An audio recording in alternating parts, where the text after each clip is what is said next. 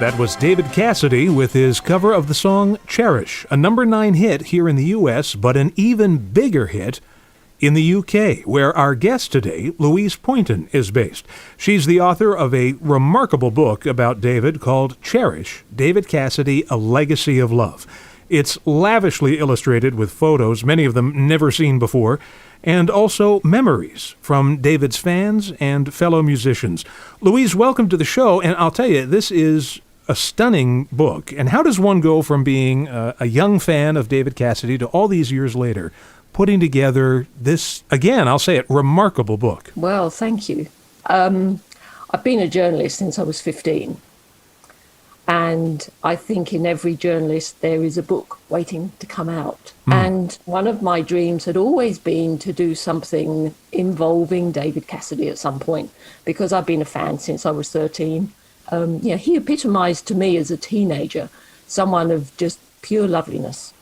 And he had the most unique voice. He was the star that we'd all been waiting for, and someone who we could call our own. And, you know, you can scroll through Facebook and social media and you see these stories and then they disappear. You can never find them again. And I thought round about 2014, wouldn't it be a great idea to pull these stories together? But I wasn't going to take them from Facebook or social media. I was going to go through my friends and fellow fans and say, hey, have you got a story that you would like to share about David and the impact he had on your life and why he mattered? And they said, oh yeah, I've got stories. You know, I've got the memory of seeing him in concert for the first time, a chance meeting, particularly seeing him at Madison Square Garden for many was just the epitome of what he meant to them. And all these stories started to flood in. And I thought, wow, this is the sort of things he needs to know. He's always had a bit of a troubled life at times. And I thought, gosh, if he knew how much people loved him, it might boost his spirits a bit. Right. And all these wonderful stories came together. And initially it was just going to be sound bites, just hundreds of little sound bites. But the stories became deeper. When he announced that he was stopping touring and he had his last concert at B.B. King's, people started, oh, I've never seen him in concert. I really want to remember him the way it was. And as his health deteriorated, people would get in touch with me and say, hey, I hear you're doing this book. I'd like to share my story. Now, sadly, when he died, the whole dynamics changed. People who'd written to me and said, here is my story, or even people that I'd interviewed and said, here's my story, my memory. Can you forget about what I've written? I want to write something a little bit more deeper, a little bit more profound, because he has died, but so has my childhood, so has my teenage years and my memories. And I began to realize that I had in my possession these stories which would be of historical significance for generations to come. And everything that I'd done up to that point, I basically just tore the script up and started again, and started to approach the likes of Richie Furay, Neil Sedaka, people who had worked with him in the theatre, in the recording studio, on tour, because more than just being the fans' memories, I thought this has to be a celebration of his life and a tribute to what he achieved. And everything that he ever sought from his peers was actually going to be put down in black and white forevermore. And I'll tell you, some of these stories are really moving. I mean, you've got very personal stories in here about people who maybe had a bad childhood and listening to David Cassidy or thinking about David Cassidy or getting magazines and reading about him was their safe space. You know, that's where they could find solace amidst all this trauma. Yeah, it's quite incredible. People opened up to me far more than they admitted that they ever had to anybody in their lives. And I think that's testament to what David brought to their lives and how he made things better. You know, as teenagers in the 1970s, we were on a mission to discover ourselves. Who are we? What do we want to be? And yes, he was my first crush, but it was always about the music. The music always mattered, and he had such a unique voice and such a stunning screen presence that I think when we've admired someone and adored them from afar, when they die, it's just normal and natural to experience grief. And I think what we feel inside when we lose someone that we're attached to, even if it is a celebrity, it has an impact on us as though we really knew them. And I think the stories that the fans shared with us about their own personal journeys was just so revealing about how important one man can be to a culture. So if you could pick a song that really represents what David Cassidy brought to music, what would that song be? It would be Tomorrow. From the Home Is Where the Heart Is album. His cover of Paul McCartney's song, which him and Linda wrote for the Wings Wildlife. Yeah, that's a great recording. Paul McCartney described that once as taking the song to its full potential. And I think David's falsetto voice on this, he's transformed it and he really made it his own. But I think it, obviously the music that you like about David depends on your mood. There might be days when you like the real rock tracks like Delta Lady or What It's Worth. Another day you might want a romantic ballad. But either way, I think his music touches your soul. And Tomorrow, I think, is the one song that sums up for me just how unique his voice was. We're talking with author Louise Poynton. Her book is called Cherish, David Cassidy, A Legacy of Love, and it's in stores now. And we just heard David Cassidy singing Paul McCartney's song, Tomorrow. And something that's always bothered me about David Cassidy's story, as you mentioned, he had his battles over the years. And one of his battles was seeking acceptance from the 70s rock critic community, or a kind of 70s rocker mentality. Now, he had the acceptance of his peers and fellow musicians like Paul McCartney. John Lennon, I know he was friendly with. But those rock critics are famously narrow-minded. They were never going to accept him. And besides that, David Cassidy's talent was so great that he is just above all of those rock critics. They're not even worthy of his time. I agree totally. But sometimes if you don't have that inner self-belief and you think everyone just sees you as a pretty face, no talent, as you quite rightly say, nothing could have been further from the truth. We know, and through the podcast series that I've been doing, we know that David Bowie and Lou Reed wanted to do a rock opera with him. Elton John had often said that he wanted to record him, produce him, sign him to Rocket.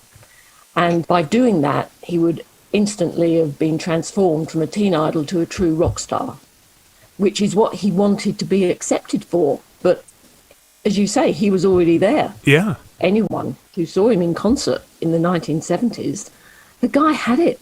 He was just mesmerizing on stage. He was an accomplished pianist, drummer, guitarist. This guy was playing Blues Power by Clapton at the age of 22. And he just brought a freshness to it. But because he looked so good, because he was such a good-looking guy, people just would dismiss it and say, well, it's just nothing, it's just a passing fad. But he had it in bucket loads. And I've always wondered why people never really came forward and recognised him when he was still here. Right, as both a musician and a songwriter. Yeah. I mean, his songwriting with Jerry Beckley was completely out of the top drawer. Yeah. Yeah. And, he wrote about, there was one song he wrote and recorded, Can't Go Home Again, which was on his Dreams album, which was about going back to West Orange, where he grew up, where he had his formative years until he was 11. And, for someone so young to write something so profound, he wrote it with Kim Carnes and Dave Ellingson, who toured with him in the early 70s, but he brought that musical direction to it. And I think he's been totally underrated as a talented musician, singer, songwriter, and that it's about time the world started to sit up and embrace what he actually did away from the image of Keith Partridge. We're talking with Louise Poynton. Her book is called Cherish, David Cassidy, A Legacy of Love.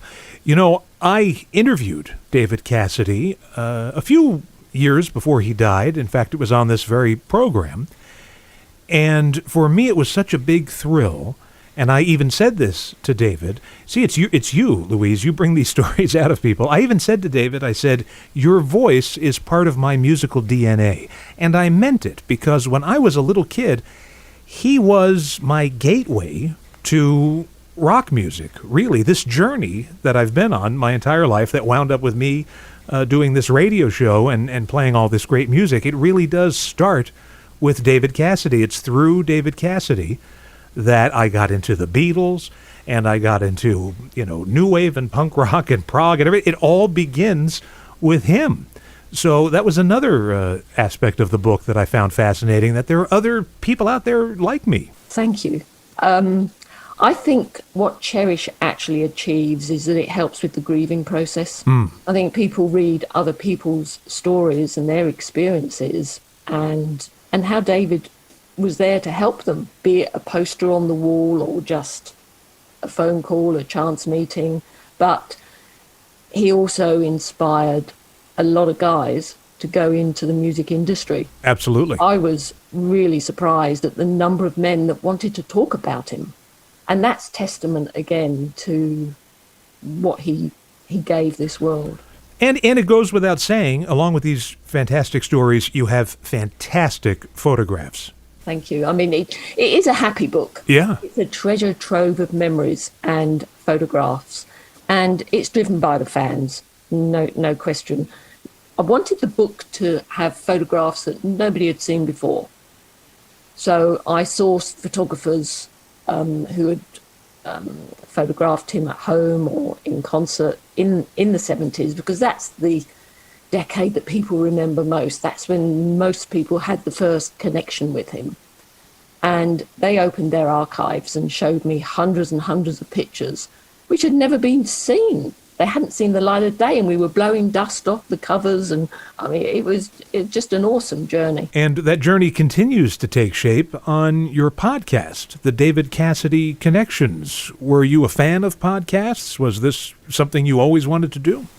A little bit, but mainly it was because of lockdown. Right. I listened to podcasts, but my husband was listening to one about NASCAR racing. And it sounded really interesting. And I mean, I'm a huge NASCAR fan anyway, but it sounded a really interesting interview. And I said, what station is that on? And he said, it's a podcast. And this little light bulb went up in my head. And I thought, a podcast? I can actually bring David's memories to a far wider audience, a new demographic of listeners by doing podcasts. So I had no idea how to begin. No idea at all. So I did a week-long online course and approached a lot of the fans who had been in the book and said, look, I'd like to come on this podcast. I want to just give you the opportunity in your own voice now, because all the stories in the book, as you know, are written by the fans in their own words. But you can now talk about him, and we can make people even more aware of his contribution to music, to culture, and how he changed us as people, made us better people. And everyone agreed, yeah, I'd love to do this. I'd love to talk about the day I won a competition, to go and to fly to Hollywood to meet him. The podcasts are about David, of course, but they're also about the guests, and they're telling their life story.